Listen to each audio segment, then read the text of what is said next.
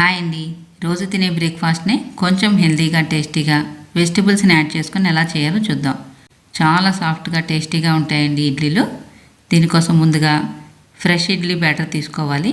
1 cup మినపగుళ్ళకి 2 కప్పులు ఇడ్లీ రవ్వ వేసుకొని ఫర్మెంట్ చేసుకున్న పిండిని తీసుకోండి. పిండి కొంచెం గట్టిగా వేసుకోవాలి.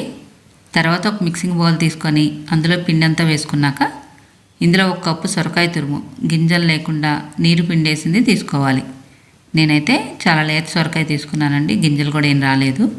అలాగే 1 కప్పు క్యారెట్ తురుము, అరకప్పు బాగా సన్నగా తరిగిన పాలకూర, అరకప్పు మొలకెత్తిన పెసలు, తగినంత ఉప్పు వేసుకొని బాగా కలుపుకోవాలి.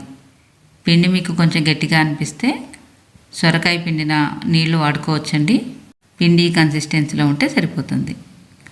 అంతా ఒకసారి బాగా మిక్స్ చేసుకున్నాక ఇడ్లీ పాత్ర తీసుకొని అందులో పిండిని వేసుకొని ఇడ్లీ కుక్కర్లో పెట్టుకొని ఆవిరికి ఉడికించుకోవాలి. 10 నిమిషాల తర్వాత చూసినట్లయితే ఇడ్లీలు చక్కగా పొంగి రెడీ అయిపోయాయండి. వేడివేడిగా ఇడ్లీలు తీసుకొని నెయ్యి వేసుకొని కొబ్బరి క్యారెట్ చట్నీతో తింటే చాలా బాగుంటాయి. బరువు తగ్గాలనుకున్న వాళ్ళు ఈ రెసిపీ ఖచ్చితంగా ట్రై చేయండి. అంతేనండి, healthy and tasty vegetable idli ready అయిపోయినాయి.